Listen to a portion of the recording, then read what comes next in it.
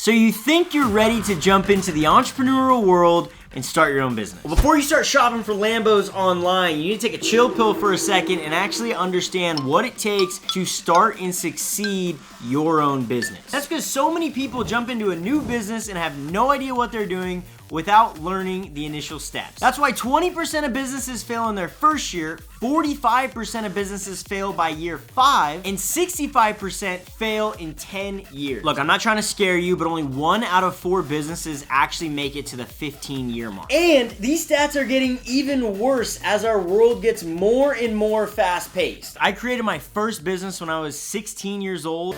Yo, what's up guys? Shawn here, and this is my crib. And that business is still standing 11 years later. And I've launched a couple other businesses along the way, and it's because I have very fundamental practices for launching and starting a business. And once you understand these, it makes your life a million times easier for finding success with your business. So if you're not serious about building an awesome business, then click off this video because this is not for you. This is for the people who are serious about getting to the next level. We don't have time for the wannabe entrepreneurs, all right? So if you're ready to rock and you're serious about getting to the next level, then I'm gonna be breaking down the 5 necessary steps to starting your own business in today's video. Step 1, you're gonna wanna plan your business and reserve yourself a name. 2, you're gonna need to register your business. 3, obtain a federal EIN number and any state tax IDs. 4, which isn't always mandatory, but you need to apply for certain licenses and permits. And then 5, you need to open yourself a business bank account. And before I jump into each step-by-step walkthrough for each of those steps, you need to understand what an actual business is. 99% of people watching this video is gonna fall into the same category of just having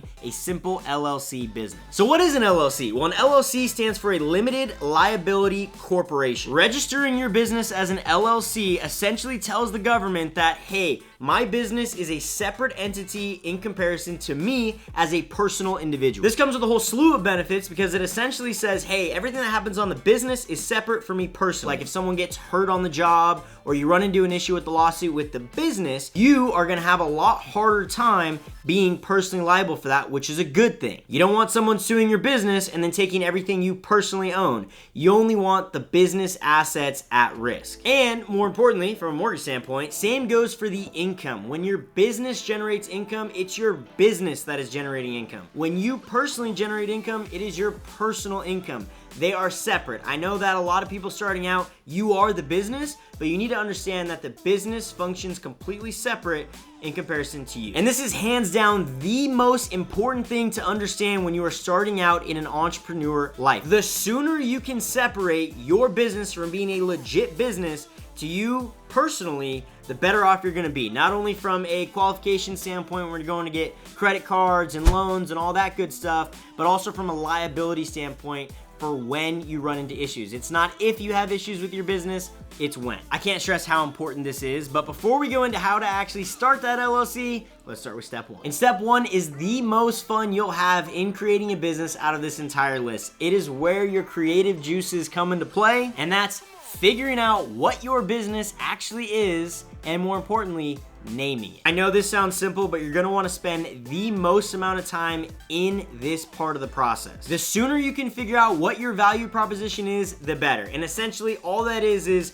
figuring out what you as a company are going to do in exchange for money. And once you figure out how you're gonna be bringing this value to customers, you can name it. This is surprisingly extremely hard to do because of how many businesses actually exist in today's day and age. There's like 32.5 million registered businesses in the United States. So I know it sounds simple just to name a business, but there's a really good chance that whatever name you want is probably already taken. So create a list of names, and once you've narrowed it down to maybe 5 or 10 names, you're gonna wanna secure that. Get the website domain, get the social media handles, check your state regulator's office to see if there are other businesses already registered as that trade name. But once you've got all that dialed in, you can move to step 2. At this point, it's time to actually register your business with your local government. And to do this, every state is going to be slightly different. However, most states are gonna require just 2 things. 1, your operating agreement, and 2, your articles of organization. Your operating agreement sounds very complex, but it's very simple. It's essentially just a document that states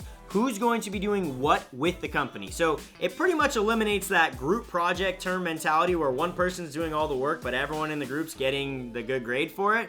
This operating agreement prevents that. Now, most people, when they're starting their first business, they're starting it solo. They don't have partners, so most of the operating agreement is gonna say, hi, my name's Shawn Malkou, these are the things that I'm doing, and this is how the business is gonna function. Boom, simple. If you have partners, then this document is going to basically state which partners are responsible for what and at which ownership percentage they have in the LLC. Now, this is a binding contract, so you're gonna wanna grab a template from online. Just Google operating agreement. There's gonna be tons of simplified versions on there.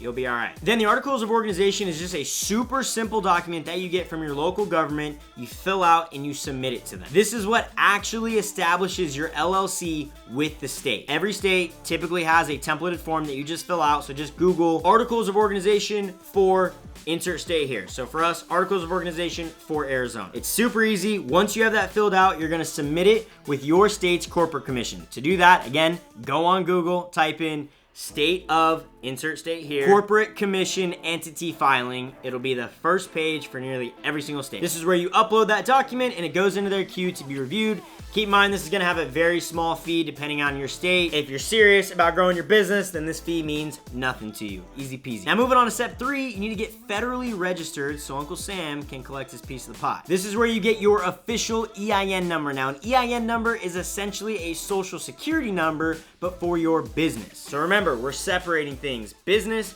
personal.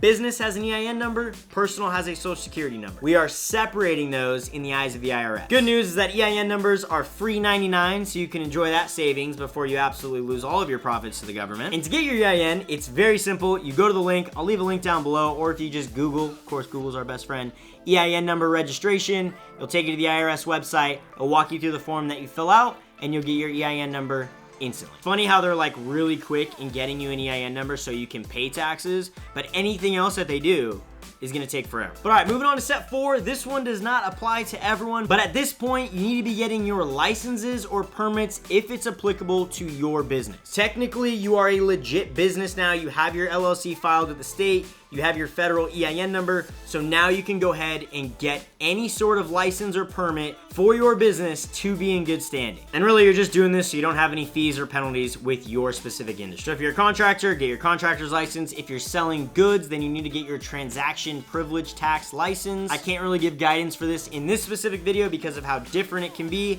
I know what it takes from a mortgage company standpoint. We have so many licenses, state and federal, and all these other bonds and surety things that we need, but again, it's gonna vary based on your specific industry. And then step 5, it's time to start making some money moves. Now that you have everything set up that we just went through, you can now open a business bank account. And yes, you need a business bank account. I know there's gonna be some minimum amounts you need in the account, or maybe some startup fees for a business bank account, but I promise you, you need it. Remember, everything about this video is setting you up for success. You need to separate your business from your personal. You're gonna have your personal bank statements and your business bank statements, and all of your business income needs to go in there, and anything your business pays you can be transferred to your personal, but do not make the mistake of taking business income and putting it into your personal account. You need to separate them. And it's super easy to get one. I personally recommend Mercury. I'll leave a referral link down below. I think if you put like $10,000 in that account in the first 3 months, then we both get 250 bucks. You know, I'll scratch your back, you scratch mine. But I love Mercury because it doesn't cost anything to get set up. They have basically no fees for anything that you do, and they are a super modern bank. They do not pay me to say that besides the normal referral fee they give to everyone.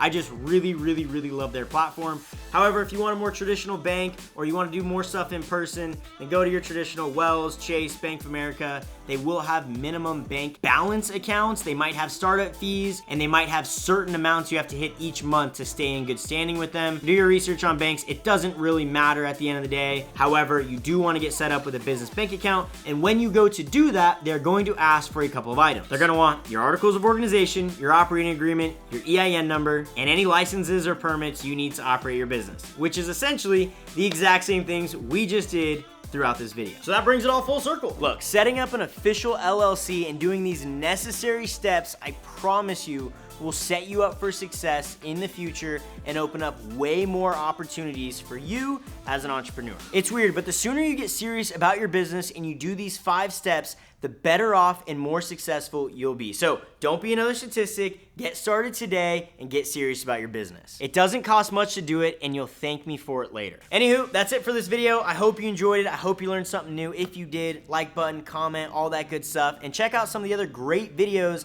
I have on this channel that will continue to set you up for success. See you in the next one.